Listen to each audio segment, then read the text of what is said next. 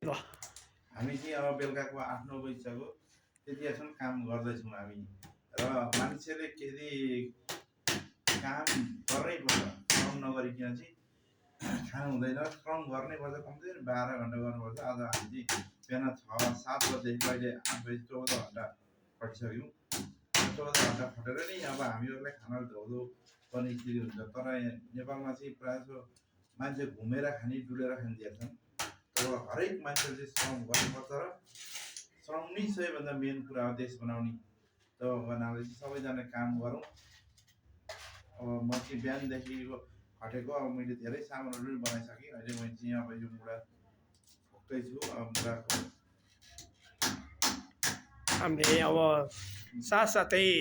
हामीले पनि अब यहाँको कुरोहरू पनि तयार गर्न गइसकेका छौँ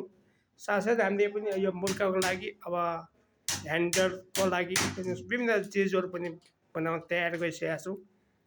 यसको लागि यो एकदम सबैले यो विशेष निकालेको र बेडको लागि यो सामानको लागि हजुरले सबैले लाइक गरिदिनु होला हजुरलाई धन्यवाद।